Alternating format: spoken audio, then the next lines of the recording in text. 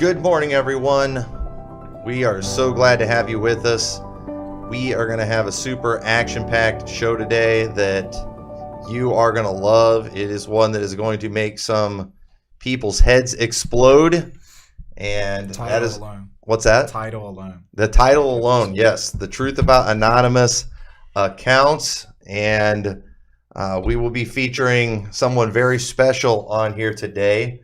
And as everybody gets on here and gets ready, just a little backstory. We're going to jump right into this because there's so much I want to cover. I actually have a lot of Bible I want to get to today.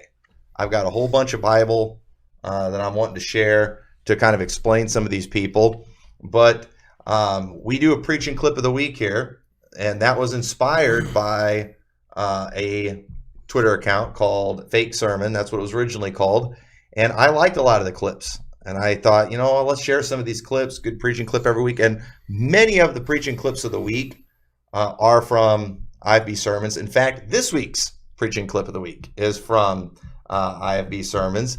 And because I like a lot of the preaching. Some of it's really bad, but some of it's really good. Some of it's fantastic. We've made a few cuts on there before. And those were the best ones of anybody. Those were the best ones. By far. Hopefully today we'll get a few clips out of today, and as a result, because we always love being featured on there. But anyway, this account has a lot of people going crazy in the IFB because they don't like the preaching clips being shared, which I think that's kind of lame. I'm all for them being shared, but I think the accusation is that they don't like their clips being shared, but I don't think that's so much the problem. I think it's the reaction to the clips. When you see, because they'll just post the clip, but then the peanut gallery of degenerates comes on there, and they start leaving the most ridiculous comments. They attribute the craziest ideas and thoughts to things that were said. Yeah. If a guy says something against women wearing pants, all of a sudden they just assume he's making that up there with the gospel and equal with the Bible and a way of salvation. And these people are insane. And so what we're going to do today, special, is we're going to start off with the preaching clip of the week. And then I'm going to read some of the reactions to the preaching clip of the week. Okay. But this week, and those of you that watch on YouTube, you're probably not real familiar with Twitter and that world. It's another world, and it's a nasty world. But those of you who follow this program, though, are probably going to be familiar with the pastor. This is Pastor Aaron Thompson from Sure Foundation.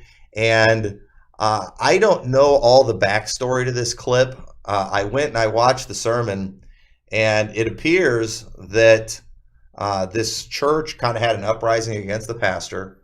Looked like they were trying to teach Ruchtardation in there. It could have been a Ruckmanite church because it was called Bible Believers Baptist, which those are usually Ruckmanite churches. But apparently this pastor is not one. He doesn't believe a lot of the Ruchtarded garbage that they teach about multiple gospels and stuff, which is good. And so I think some people got bent out of shape, and Pastor Thompson, his message is sticking up for him, which I thought was a good thing.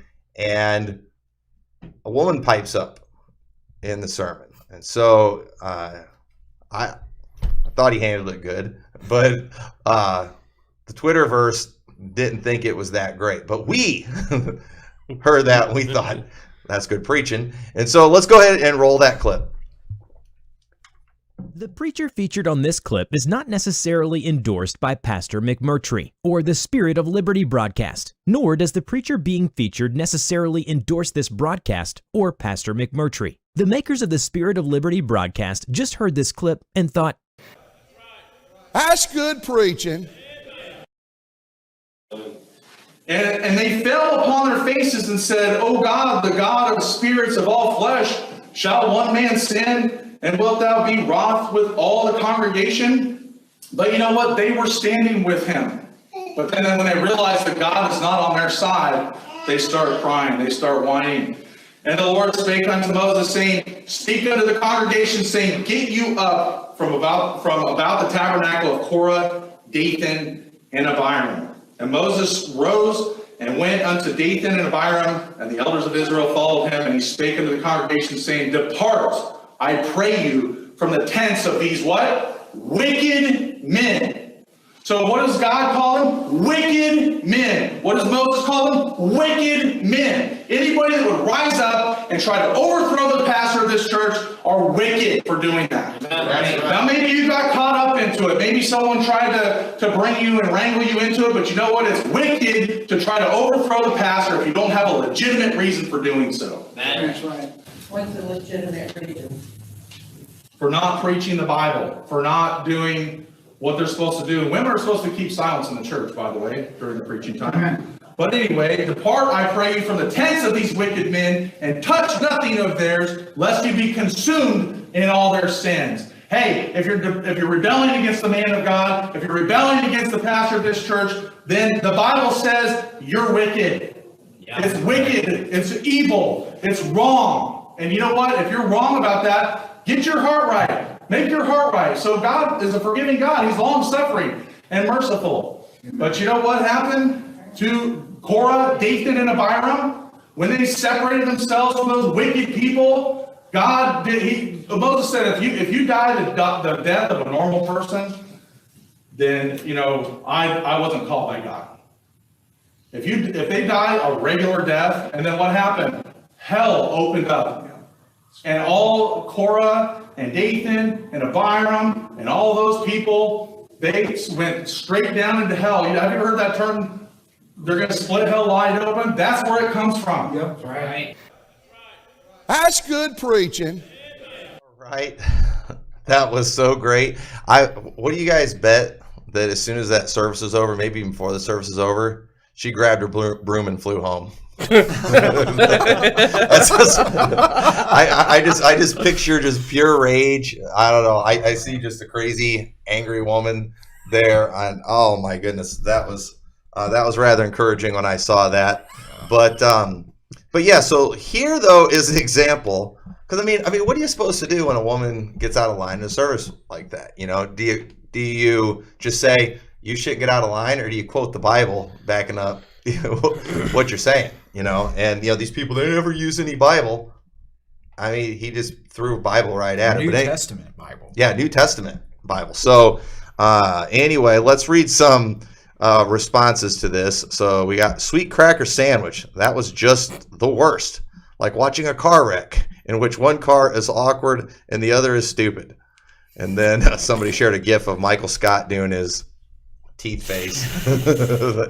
And then her question was a good one, and his answer was the right one, then straight down the toilet from there. Why? It's like his answer was right, so what was the problem?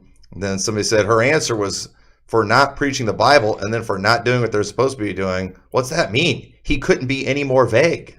It's a stretch to say his answer was the right one. How is that? How is he being vague? I mean, don't try to overthrow the pastor. If they listen to the sermon, they'll find out stuff that, I guess, they were fighting about and trying to spread. There was nothing vague there at all. These people, they just can't handle any type of strong leadership. Let's see. So assuming I was in that service to begin with, that remark by him after that lady asked a legitimate question would have been the exact moment my family and I would have gotten up and left. And then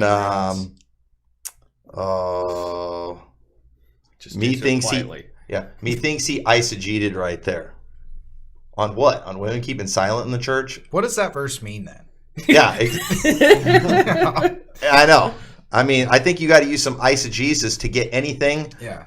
But that is as crystal clear as it possibly gets. Yeah. Only eisegesis could come up with any other interpretation than just reading the text plain as it was written in the first place. There's literally no other interpretation you can get from that without doing something crazy. Put it in the context of the whole Bible. Like, exactly how are you going to make that passage say or not say what it's saying? I know. Yeah. And the thing is, with a lot of these trendies, man, they're really getting on board. I'm telling you, women preachers, more and more of them are, okay with that, and are standing against, the patriarchy. These people, these trendies are turning into full-blown feminists. It's pretty disgusting to see it. But anyway, that's just a little sample there, and that's actually pretty tame compared to the reactions to other videos. And it is just, and so the thing is, preachers, I think they see themselves on these clips, and I don't think they're so much embarrassed by what they said, but then they see what everyone says as a result, and it's like, man, I don't think that way. And then they get all scared because everybody's making them out to be the most horrible person in the world. But here's what you got to understand about these people. They're crazy. They're bitter. They hate the IFB. No matter what you do, they're going to hate you. If you preach truth, they're going to hate you. And so they see this stuff and it bothers them. And so, people kind of blame IFB preacher clips, which they do facilitate a lot of this stuff. They purposefully find clips that they know are going to get the mob stirred up. They block people who like the clips. Yeah. If you like it and say something positive or defend one of those clips, then they block it. And this, I'm sick of this crowd saying the truth doesn't fear a challenge, because every time you challenge them, they just block you because they are cowards. And I just think that's pathetic. And it's like real people. It's like me. Okay. I get it with the Anons. Okay. I'm sick of these Anons that just act like animals and have no accountability. But I'm going to read a few scriptures, and for those watching, waiting to hear the voice, we have some audio enhancement we did on the IFB Sermon Clips interview that they did on the Recovering Fundamentalist podcast.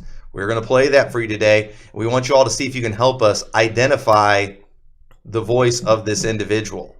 So make sure you stay tuned for that. But when I think about, because I am going to pull the mask off of this account, I'm going to find out who they are, and I'm going to expose them to the world. And here's why I want to do this. Because when I think about this account, I've got them profiled, and I know what's going to happen. It's going to be the same thing one of these days when we finally see the devil. And in Isaiah 14:15, which is prophetic scripture, and most people believe this is a reference to Satan, and it says, "Yet thou shalt be brought down to hell, to the sides of the pit." This is the one who said, "I will ascend to heaven, I will do all these things," but he's going to be brought down to hell.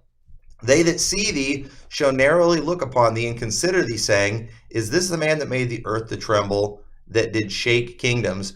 And what I think with that we're kind of seeing there is, when we see Satan one of these days, by then we will have seen Christ in his glory. And when we look at Satan, we're going to think, is this the guy that we were scared of? Right. Is this the guy that, did so much damage? How did anyone ever follow this guy?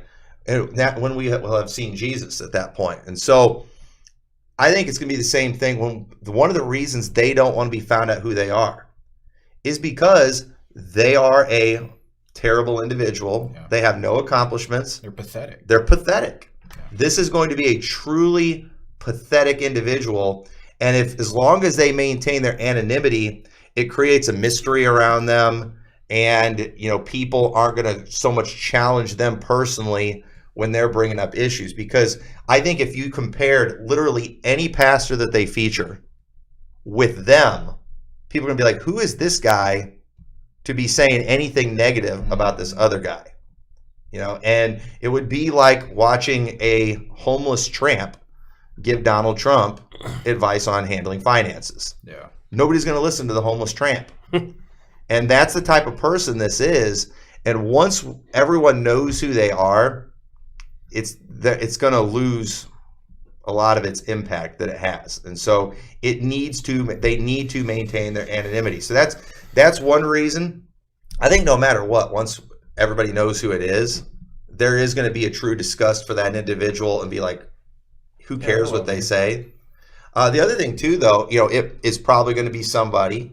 It may be somebody who has something to lose. It could be a pastor. Yeah, or a missionary, somebody who's should be doing other things and just spends all their time watching preaching and criticizing it, and they don't want to be exposed for the lazy, pathetic loser they are. And the thing is, because these people are pastors of like these non-denom type churches, or I don't think IFB Sermon Clips is, but or a pastor of an IFB church that's really leading that direction and isn't honest with their congregation. But here's the thing about all these people. If your people attending your non-denom church found out about what you do all week long, they would be freaked out by you. Oh, yeah. I mean, if they just saw you posting clips of IFB churches all the time, attacking other churches all the time, they would not know what to do with that. Because listen, I've been to a non-denom church before, and you know what people in non-denom churches don't do? Care about anything. Mm-hmm. They don't care about like the Bible. They don't care about attending church or learning about the Bible or fighting the good fight of faith at all. And they find out what you've been doing with all your time as a full-time pastor, they will be freaked out by you. And they're terrified, though, of negative publicity, too. Exactly. And so if some of these pastors start fighting back, we start listening to their preaching. Yeah. We start putting videos out about them. And if their church members get a hold of it, it'll freak them out. Oh, yeah. And so... like I said, our church members, they know what I do online. It's all out there. It's in the job description. Yeah. And everybody, everybody's fine that these people have something to hide. Yeah. And again, too, they feel the need to hide behind their anonymity, not just IFB sermons, but all these attack ones, too. Yeah. These ones that just come and they attack. And, Proverbs 28:1 says, "The wicked flee when no man pursueth, but the righteous are as bold as a lion." Those who are righteous, they're not afraid. That lion, he's not strutting. He's out in the open for everyone to see because he's not scared. Mm-hmm. He's not hiding. He's got that boldness because he knows he can handle what's out there. He's the king of beasts, right? But that wicked, they're running, they're hiding when nobody's even looking for them. And these people too, nobody's paying attention to them. Nobody's interested in them. But at the same time, they still have to hide in order to, especially if they want to get in the fight. They can't get in the fight. They're not going to come after me with their name attached to it because then I can hit them back. Mm-hmm. But they can under anonymous account. And obviously, they know they're wicked. Yeah. They know that they are wicked people. Without a shadow of a doubt. Yeah, they've got a lot of skeletons in their closet. But, these other pastors whose stuff that they're using all the time and featuring, they're putting their stuff out there because they are righteous and they're bold as a lion. Yeah. They don't care. Hey, do what you want to with this stuff. And then here they come along just attacking, and they're hiding behind their anonymity. But another reason, too, that people hate, that clip or that channel or whatever, is because it is a safe space for crybabies. Yeah. Again, they block anybody who, defends them. And even if they do, if they don't block them, they're going to get pounced on by all these anonymous people. Well, you use that word safe space there. Mm-hmm. Have you ever looked up their group on Facebook and just looked at the private group Mm-hmm. title? I went last night because I keep on hearing them talk about it. And they have all these theories that we're in that group somehow. I'm not in that group. And I haven't even seen it until last night. Might be. Yeah. So I went and looked at it and just read the rules, because it's a private group. You can't see anything in it. You can see who the moderators and the admins are, and you can see the rules. And one of the rules on there was the fact that this group is a safe space. I admit it. Yeah. Was that the Recovering Fundamentalist one? Yeah. That is awesome. The RFP fan. It's this is a safe space. Dude, they embody the safe space crowd. And then they literally said, if you see someone in here that shouldn't belong, you need to report them immediately and kick them out. Aren't they the guys always saying truth never fears a challenge too? Yeah. Not in their safe space. Let me go look it up and find the... That's awesome.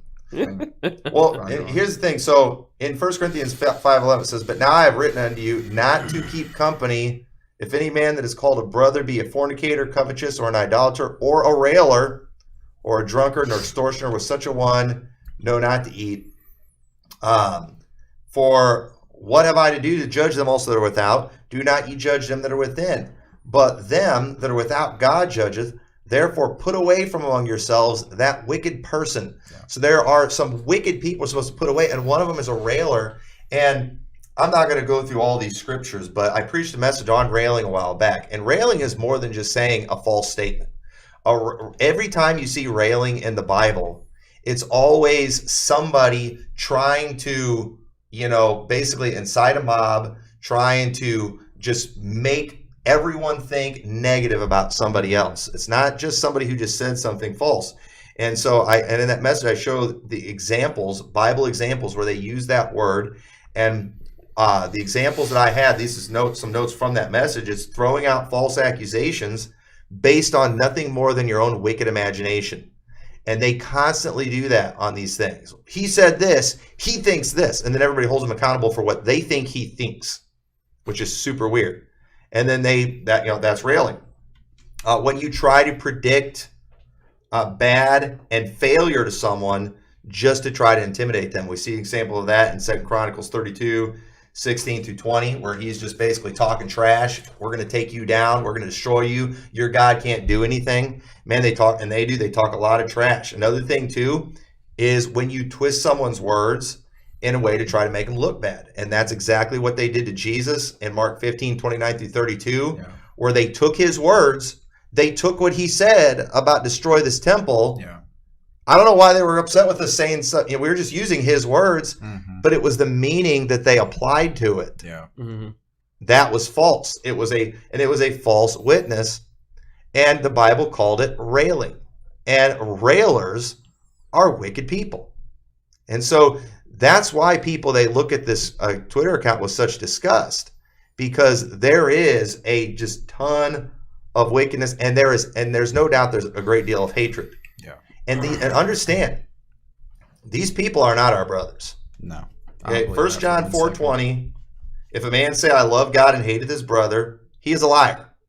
Okay. And IFB sermon clips, he can get on there and he can read what he believes about salvation on his interview, but anybody can listen to preaching and know what they're supposed to say. Yeah.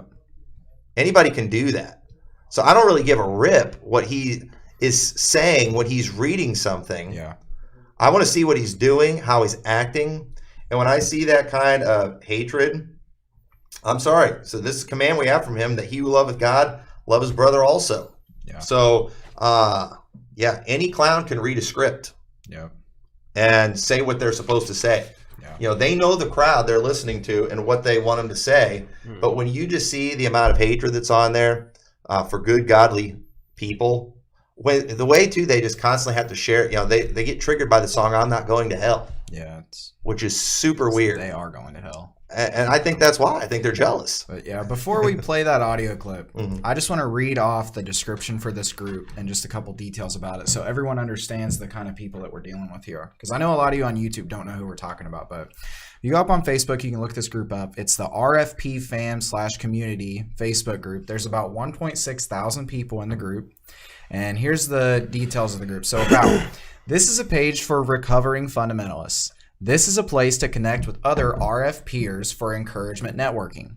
We love you, RFP fam, hosts of the Recovering Fundamentalist podcast, JC, Brian, and Nathan. Now, here's the group rules, 3 group rules, and this just shows you the mask they're trying to put on themselves and hide in the cowards that they are. Number 1, no screenshots. This is a private group. Please do not share the content from this group unless the creator of the post says it's okay. Number 2, safe space. This is a closed group for a reason. If you see someone that you don't think should be here, please message admin. Number 3, removed/blocked. This is a group for RFP fam. If you aren't here for support or encouragement, you will be removed. This will happen at the admin's discretion to keep this a safe place for those who need this group. Now, just another detail that I saw about it, I scrolled down and looked at the group activity, because you can see this stuff even if you're not in the group. So it's early in the morning. It's not even noon anywhere in the United States. There's 25 new posts today. Get this, in the last 28 days, 2.3 thousand posts in the last 28 days. Holy cow. These people do nothing with their lives. They're good for nothing. They don't do anything. Look, 2.3 thousand posts in the last 28 days. There's 1.6 thousand people in the group. And it's just over and over and over and over again. Making posts, trying to find, people on there that are like them, because, they are a small minority. And the thing is, on Twitter, to a lot of these IFB guys out there that get their clips shared and they don't like it for some reason, they seem like this great, big, powerful mob that's just going to take you down. But listen, I don't get intimidated when I see a bunch of people that are too scared to even show their real face trying to throw an ESV verse at me. I don't reconsider the things that I've said or my beliefs or certain positions on positions because I see some guy that wants to sympathize with a bunch of effeminate, freak, skinny jean wearing queers, queer-like people. It doesn't affect me in any way, shape, or form. And it blows my mind that there's people out there that are affected by it. But I think we need to play the audio. Yeah. Because let's play the audio. So and one of the reasons we're doing this too, we're trying to bring awareness to this subject. Yeah. So maybe some of you out there who are a little more tech savvy than me can help me nail this person. And because they do not want to be found. And there is a reason. They're terrified. I'm pretty sure one of the two reasons I gave, and if not both of them, are true. But either way, we're going to find out. And so let us listen. This is this first. Now, when I heard this clip, I was devastated because I thought I recognized this voice. And I confronted the individual. He swore it wasn't him. He admitted it sounded like him. But we'll let you listen to that one first because this one sounds very like authentic. The other one still sounds a little distorted. But let's check this out. I know for a fact that there are many, many IFB church members who watch these videos and suddenly see the preaching in a different light for the nonsense that it is, and for the first time actually question it.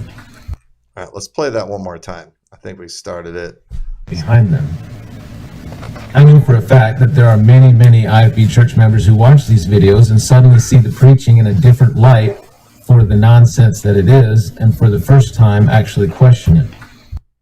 So that was from the interview. Now listen to this one. This one sounds a little different. This one still sounds a little artificial, so we might not be real close, but if you recognize this voice, let us know who you think it is. So let's check this out. This is a little longer clip. Hello, I run the account known as Fake Sermon on Twitter. If you're not aware of the page, it's devoted to posting content and video clips about IFB preachers.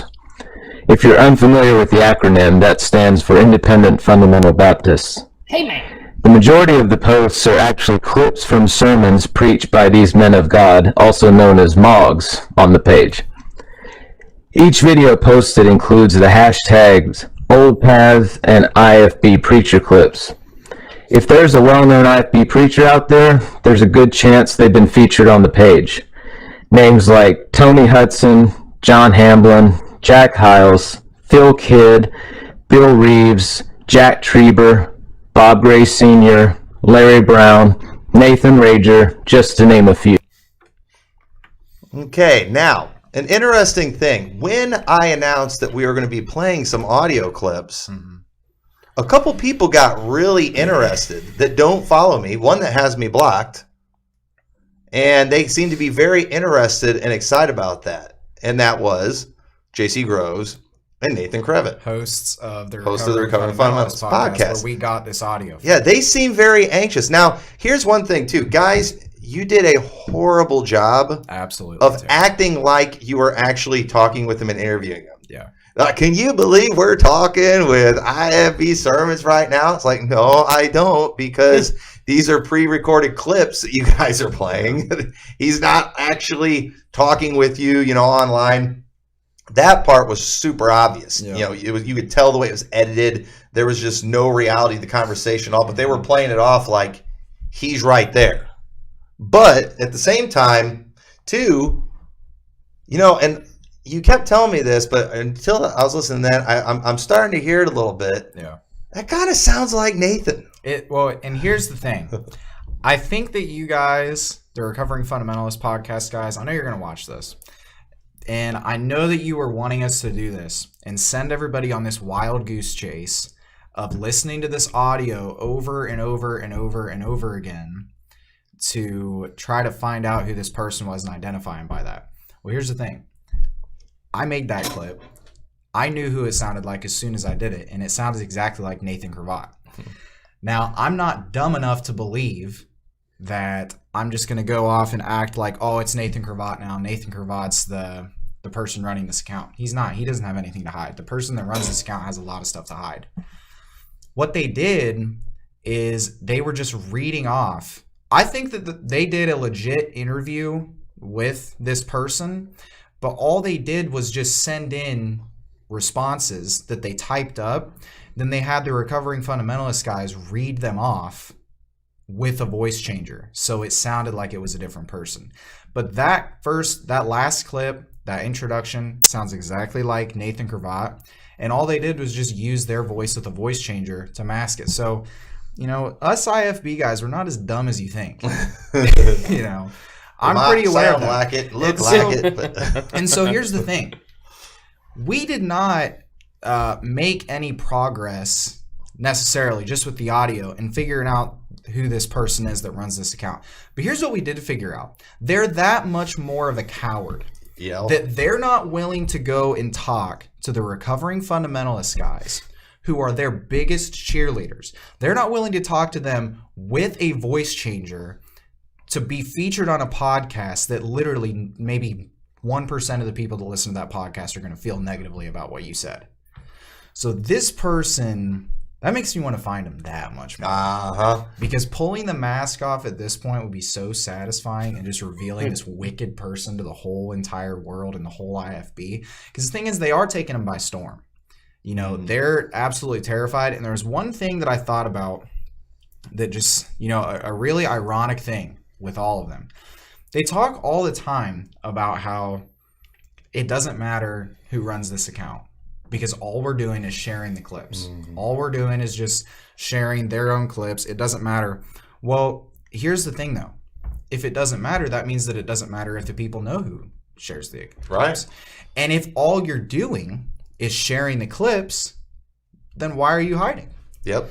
And I think there's a couple reasons, because number one, the only thing you're not just sharing the clips, you're sharing segments of clips in some cases to purposefully try to make people look bad and incite a bunch of people to stir them up against. I mean, folks, this stuff is getting pathetic. I literally saw a guy that's a pastor and has been a pastor for years cower to these guys over the issue of drinking alcohol. I mean, they're making a lot of damage in the IFB, and the only thing it's doing to me is just showing how weak a lot of the IFBs become. You'll cower to people over drinking alcohol, things that you've believed, you know, firmly for years. But, you know, I think that they're just really inciting a mob. And the thing is, a lot of people are super bold behind an anonymous account. They can say things with zero consequences at all. Well, this is just a warning to IFB sermon clips. The consequences are coming. Your name will be revealed. That is going to happen one of these days, and you will be named publicly. And your most exciting thing right now, when you hear your name and your Twitter handle dropped at these conferences, that's going to be replaced with your actual name. Yeah. And it's going to be your worst nightmare because you're a wicked, evil person. Yep. And the thing is, too, you say it doesn't matter who's behind it. I'm telling you, people are going to lose interest once they know who it is. Yeah, because the whole idea of the anonymity and who is it and who's talking about it, that's what everyone's excited about. Right. You know, and the thing is, I don't know why you all are excited about trying to pull the mask off of a, you know, wicked person, because that's what they are. Yeah. Wicked person. I enjoy exposing wicked people. Yeah. You know, I think it's a good thing to do, and it will put things in perspective. And it will cause others to be aware. Now, and let me say this too to some of you other lower level anonymous accounts. I'm not interested in pulling off your mask, because when I do, literally no one will care. I mean, that's just how insignificant you are. I mean, it will be like the most unimpressive thing in the world. Yeah. You know, on Scooby-Doo, whenever they pulled the masks off people, it was always that shocking moment. You know, they'd all like say the person's name, like, I can't believe it. But the problem is, when we pull your mask off, everyone will believe it, because when they see the patheticness that is under there, you know, it's already been reflected in your tweets and everything, and it'll just be like, well, that was a boring ending. Yeah. But I don't think that's going to be the case. Well, let me give my theory for all the lower level anonymous accounts. And I think I'm 100% right on this, and I don't really care if people think I'm wrong, because I know I'm right. These are IFB pastors. I'm almost 100% sure about it. And my reason for thinking that is because of what I said earlier. People that just attend non-denom churches don't care about the Bible. Your normal, average people that just sit in these churches that are one of just the thousands sitting in there, they live their life however. If you knock on their door and you ask them if they're a Christian, they'll say that they're a Christian. They'll say that they go to church, and half the time they'll remember the name of the church that they go to. But they don't have the time that they're going to dedicate to just hours online, on Twitter, arguing with people about the Bible and referencing scripture while they're doing it. These people are either pastors that used to be in the IFB that are now pastors of a non-denom church, or they're IFB pastors currently pastoring an IFB church that believe all this non-denom stuff, believe all this recovering fundamentalist junk, but are lying to the people in their congregation and pretending that they're still an IFB pastor. And those are the people that need to be revealed, because those are the most wicked of all of them. Leading an entire congregation that are tithing to your church, that are trusting you to minister to them, and are trusting you to take care of them, that are trusting you to preach the King James Bible, and that you're not sitting in your office referencing all these other Bible versions all the time. You are a ridiculously wicked person. And those are the kind of people that need to be exposed. Right. Well, a lot of these people, too, when you listen to them give their stories, they always talk about how they had to be fake in the IFB. Yeah. And it's like, why? Yeah. Brian Edwards on the IFB sermon clips, he literally said when they were growing up, I guess his dad was an evangelist or something. He said, this is what he said. I'm not slandering the guy. This is what he said about himself and his own family and his own father. He said, we were chameleons. He said, my dad had to tell, don't bring that bass guitar to this church, don't wear this color lipstick. And when they'd go from church to church, they'd have to put on a different act. Yep. And literally said they were chameleons. Now, and you wonder why he left the IFB. If you're being raised that way, I mean, that's super wicked. I mean, these guys have talked about how they fake things in church and how they try to, work up tears, get crying, and they do all these things. Why were you being fake? I don't get that.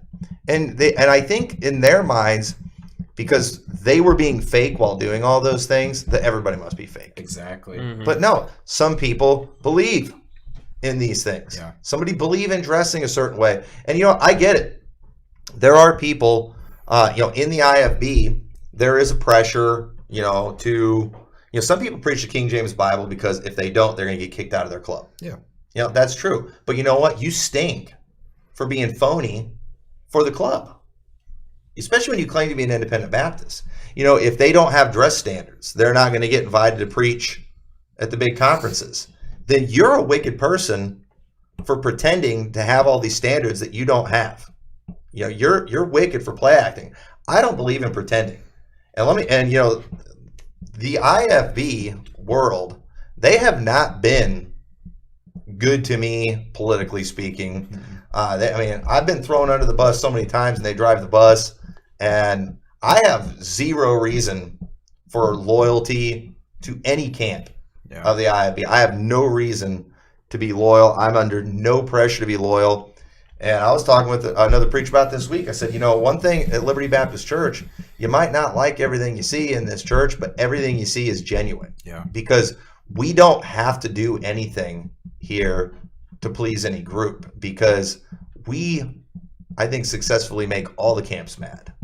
And that's not what we're trying to do. But I don't play along with stuff. Just sort of doing our own thing. Yeah, if one of my pastor friends preaches something that I think is stupid, I'll still be nice to him, but I'm not going to pretend I believe that and go preach it too. Yeah. I'm not just going to change what I do because some pastor in a moment of proof texting, goes and just butchers a scripture saying people shouldn't do something, and it's just like, I don't agree. I'm just going to keep, I keep doing it. I've got no reason for loyalty there.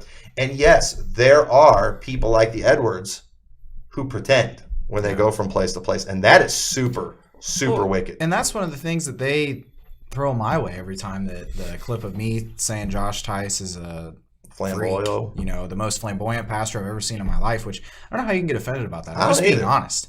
Even just take the person that I'm talking about out of it. He's literally the most flamboyant pastor I've ever seen in my life. I just haven't seen a more flamboyant pastor than him. And I'm sick of it. Yeah. I'm sick of him being lifted up as the Christ-like person that we need to follow, because all these guys are pointing to the Idea Day Network now.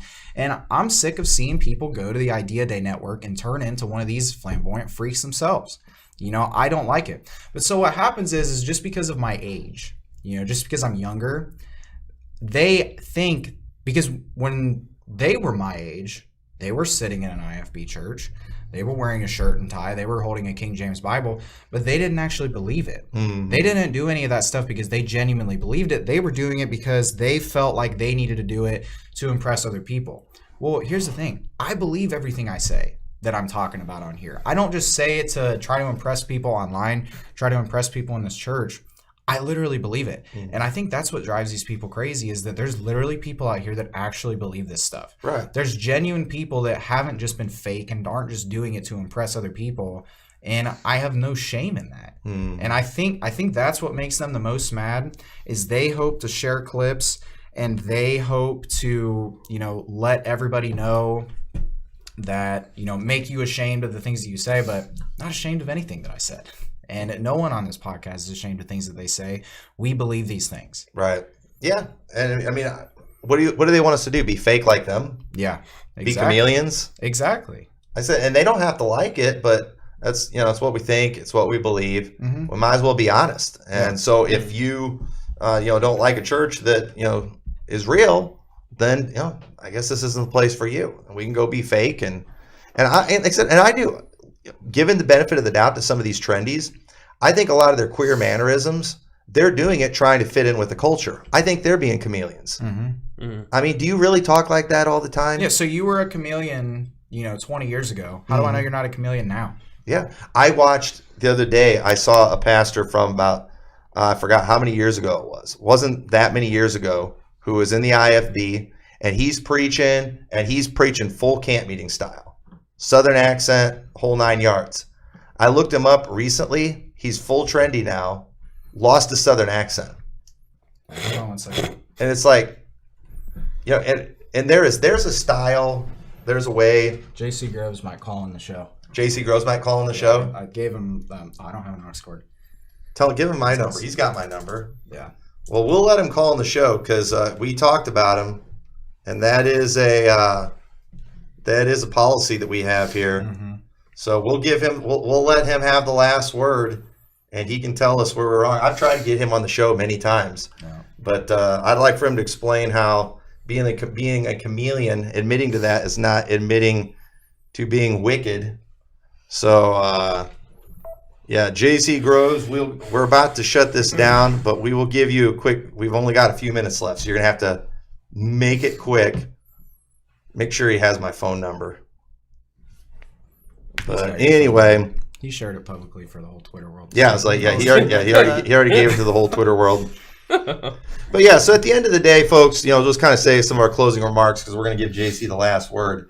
We don't like anonymous accounts. Yeah. At least other people, you know, who attack, they put their name behind it. Yeah. And so I can respect them as an opponent. Yeah. You know, and then I can challenge them too. Yeah. You know, I can return the challenge.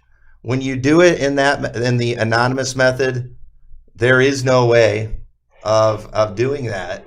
And you know, I've started just blocking anon accounts because, like, I don't want to give, I shouldn't give people like that and the respect of even answering a question. They don't deserve that respect. If it's an individual, you know, I believe in being respectful to people, but when you are not acting like a real person, then I can't do that. I'm just typing my phone number in here. Yeah.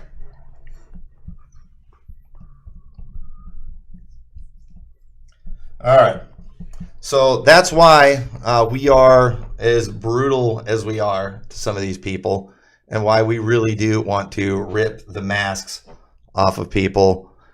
But you better make it quick because we got to get going here real soon. We got a tiny bit of time. But yeah, up at 9:50 before he's got enough time. I really appreciate him being willing to call in. I've been trying to get these guys on the show forever. Have you ever spoken to him? I've never spoken to him. Just some back and forth on Twitter.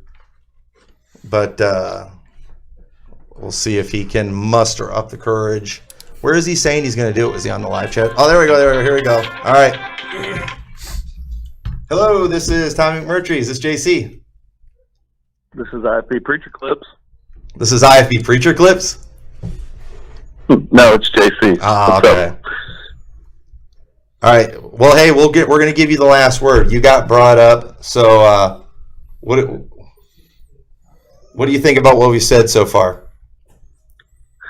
I mean, I just think it's absolutely hilarious. Y'all keep going. Hey, truth never fears a challenge. If you think you can unmask him, unmask him. I love it. I think it's hilarious. Well, we're doing everything we can. I'm convinced that when we unmask this guy, it's going to be a massive disappointment to your crowd, just because it's not going to be somebody you're going to want to be aligned with. You sure? I think so. Now, hey, JC, give me the satisfaction that you guys were just reading off things with the voice changer, because I felt pretty good about Was that it. Nathan's voice? I will tell you with 100% truth, with my hand on a King James Version 1611, amen. That was an interview. Yes, it was pre-recorded because we don't know who it was, and we conducted the interview with recordings. And Was so that I will his tell you voice, straight though? up, 100%. Okay, so that was IFB Preacher Clip's voice. Or her voice. Or her voice. Okay. Well, that's good to know, too, because I was kind of giving up on that because I thought it was Nathan. So, or is it? Yeah, I thought it. Austin kept saying it sounded like Nathan. I didn't think it did, but then when we were kind of listening to that last time, I was hearing it a little bit, but I might have. So that you're telling me with your hand on a King James 1611, amen, that was not any of your guys' voices. We have said this 1,000,000 times, Tommy. I don't know how many times we have to say it. We are not IFB Preacher Clips, but I love it. And it's funny because, hey, the 1611 isn't authorized, so maybe I'm not telling the truth. Well, let your yay be yay and nay nay. You shouldn't have to have your hand on the Bible. Listen, here's the deal. But yeah, I don't think you guys. You don't have to dig anymore. It's not Brian Edwards, Nathan Cravat, or J.C. Groves, and I can tell you that with 100% truth. Right. Well, I haven't suspected you guys. I thought, though, maybe you guys Nathan read his 10 minutes script. ago. What's that? I said y'all thought it was Nathan 10 minutes ago. No, we thought you were reading off a script. Yeah, we thought you were. Yeah, that was what we were trying to get across. We thought Nathan was reading IFB scripts. I got you. Yeah. Well, I don't know, because I just heard it as clear as what I ever have, and it was pretty northern. So, is it you, Tommy? What's that? Is it you? Because it had a pretty northern accent. No, it's not me. No, not me. But I'm going to find him. Who was it that you called out the other day? Dudley? Yeah. So who is Matt Dudley? That's my buddy. I met him in Vegas. I didn't think it was Matt Dudley either. I just threw him out there just because people were telling me it was him. But that's funny. I didn't think it was Matt Dudley. I didn't think it was the guy. Yeah. I thought I knew who it was yesterday. It turned out it wasn't him. You know who it is. But listen to the first clip we did. It sounded just like him.